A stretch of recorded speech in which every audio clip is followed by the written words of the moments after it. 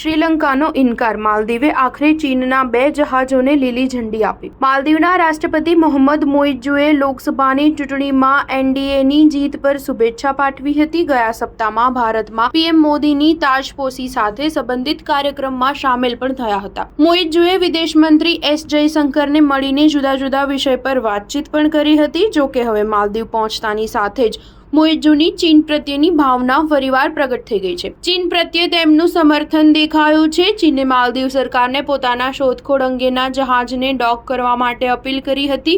એમ કહેવામાં આવ્યું છે કે શ્રીલંકાની સરકાર દ્વારા ઇનકાર કરવામાં આવ્યા બાદ જ ચીનના જહાજને પોતાના પોર્ટ પર ઊભા રહેવા માટેની માલદીવે મંજૂરી આપી દીધી છે. કોલંબો સ્થિત થિંક ટેક ફેક્ટમના લીડ ઇન્ટરનેશનલ એનાલિસ્ટ ઉદિથા દેવપ્રિયાનું કહેવું છે કે છેલ્લા 1 દશકથી ચીન હિન્દ મહાસાગરમાં ડીપ-સી માઇનિંગ અભિયાનના લીડર તરીકે છે. આવનાર સમયમાં ચીન વધુને વધુ શોધખોળ સાથે જોડાયેલા જહાજોને હિન્દ મહાસાગરમાં ઉતારશે, કારણ કે અહીં કોબાલ્ટ, નિકલ, મેંગનીઝ અને કોપરના મોટા ભંડાર છે. સાથે જે દેશ આ ભંડારમાં ખાણ પ્રવૃત્તિ હાથ ધરવા ઈચ્છે છે તે દેશોને પહેલા ઇન્ટરનેશનલ સીબેડ ઓથોરિટી પાસેથી મંજૂરી લેવાની જરૂર હોય છે. બ્રિટિશ જર્નાલિસ્ટ મોહમ્મદ ઇન્તિકાબનું કહેવું છે કે ચીન પહેલા જ હિન્દ મહાસાગરમાં 2 સ્થળો પર શોધ માટે 15 વર્ષના લાયસન્સ ધરાવે છે. આ પહેલા શ્રીલંકન સરકાર ચીનના જહાજોને પોતાના પોર્ટમાં ઊભા રહેવાની મંજૂરી આપવાનો ઇનકાર કરી ચૂક્યું છે.